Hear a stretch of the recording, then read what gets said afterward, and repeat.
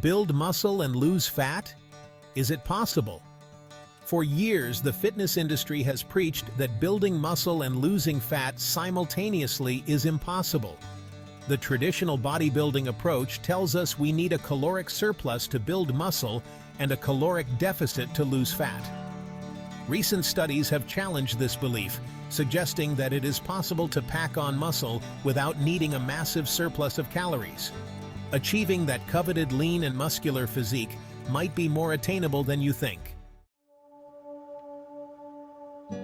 Chapter 1. The Bulking and Cutting Myth. For decades, bodybuilders have adhered to the bulking and cutting cycle.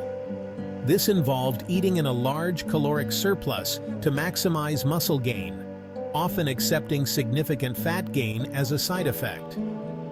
However, emerging research has shed light on the potential downsides of excessive bulking. A 2013 study by Garth and colleagues found that overfeeding led to greater increases in fat mass compared to lean mass. While bulking can lead to rapid muscle gain, it often comes at the cost of accumulating unwanted body fat. Muscle tissue and fat tissue are separate systems. By optimizing your training, nutrition, and recovery, you can build muscle while tapping into fat stores for energy. The concept of body recomposition, simultaneously building muscle and losing fat, is not a myth. It's a very real and achievable goal for most individuals. Chapter 2. Building muscle without the surplus. Let's dive into the science behind building muscle without a large caloric surplus. Muscle protein synthesis is stimulated by resistance training, adequate protein intake, and hormone levels. While a caloric surplus can enhance muscle protein synthesis, it's not the only factor. Resistance training plays a crucial role in signaling muscle growth. Even without a large caloric surplus, your body can direct available nutrients towards muscle protein synthesis if you're consistently engaging in resistance training and consuming enough protein. Hormones like testosterone and growth hormone also play a vital role in muscle growth. Factors like sleep, stress management, and training intensity significantly influence hormone levels. Building muscle isn't solely dependent on a caloric surplus. Optimizing training, protein intake, and hormone balance is key. Chapter 3. New Lifters. Your body is primed. If you're new to resistance training, you have a unique advantage. As a beginner, your body is incredibly responsive to training, meaning you can experience significant muscle growth even with minimal stimulus. This is often referred to as newbie gains. Beginners typically have lower levels of muscle mass and higher levels of body fat. This means they have more readily available energy stores in the form of body fat that can be tapped into to support muscle growth. Beginners can experience a sort of internal body recomposition, where their bodies naturally partition nutrients towards muscle growth, while utilizing stored body fat for energy. Chapter 4. Overweight individuals. Tapping into energy reserves.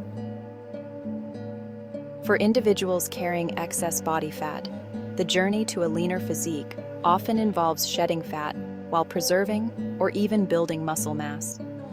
Research has shown that overweight and obese individuals can lose fat and gain muscle simultaneously, even when consuming fewer calories than they burn. Your body fat is essentially stored energy. When you're in a calorie deficit, your body needs to find alternative sources of fuel to meet its energy demands. By combining a calorie-controlled diet with resistance training, you can encourage your body to prioritize fat loss while preserving or even building muscle mass. Chapter 5. Detrained individuals, muscle memory is real. Have you ever taken a break from training and found it surprisingly easy to regain your previous muscle mass? That's due to muscle memory. When you train consistently, your muscles develop a blueprint that allows them to rebuild faster after periods of detraining. This muscle memory effect is particularly beneficial for individuals who were once very active or fit, but have since become detrained. Even if you've lost significant muscle mass, your body remembers how to build it back, often faster than someone who's never trained before. When you start training again, your muscles are primed to soak up nutrients and rebuild, making it an opportune time to focus on body recomposition. Chapter 6. Anabolic Steroids. A controversial topic. It's important to address the elephant in the room when discussing muscle gain and fat loss anabolic steroids. These synthetic hormones, often used illicitly for performance enhancement, can lead to significant increases in muscle mass and decreases in body fat.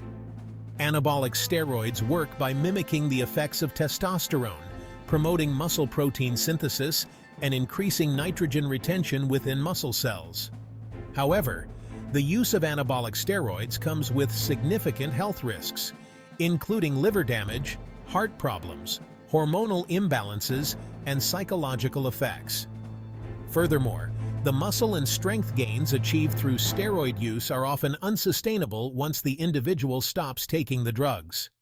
The use of anabolic steroids is illegal in many countries and banned by most sporting organizations.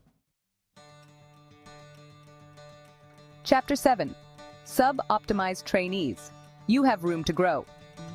For those who've been training consistently but haven't been seeing the results they desire, you might be a sub-optimized trainee.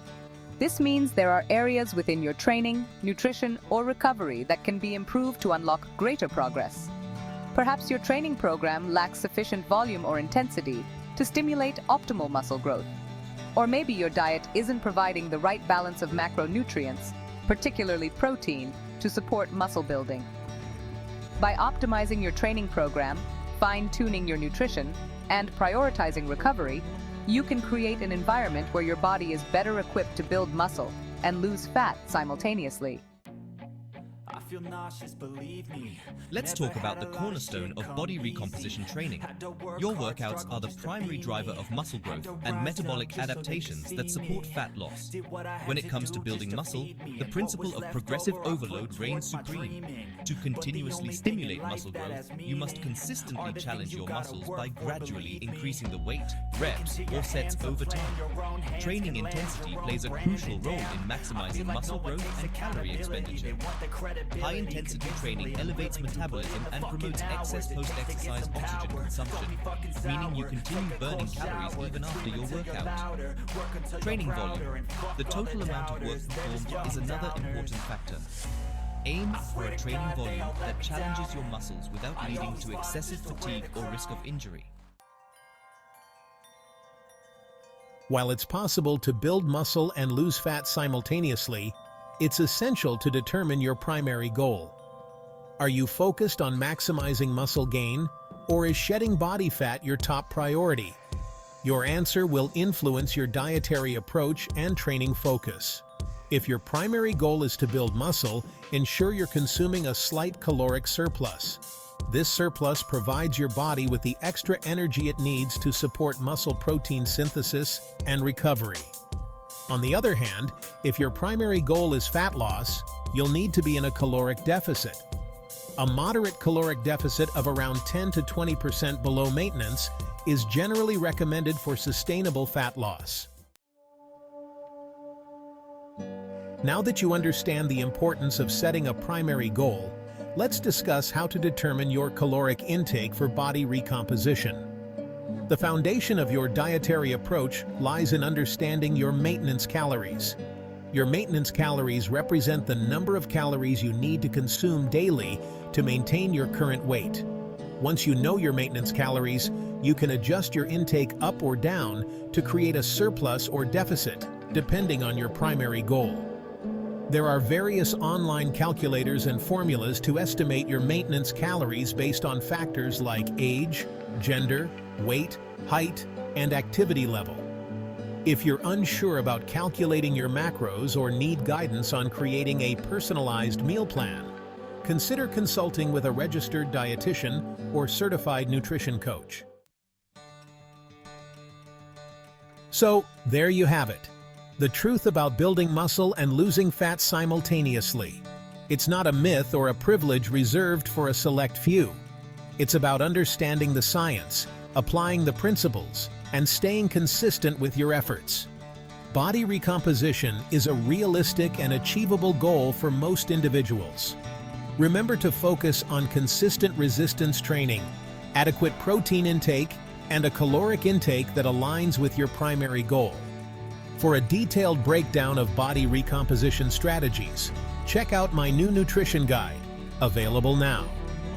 Don't forget to give this video a thumbs up, subscribe to my channel for more evidence-based fitness content, and check out the links in the description for additional resources.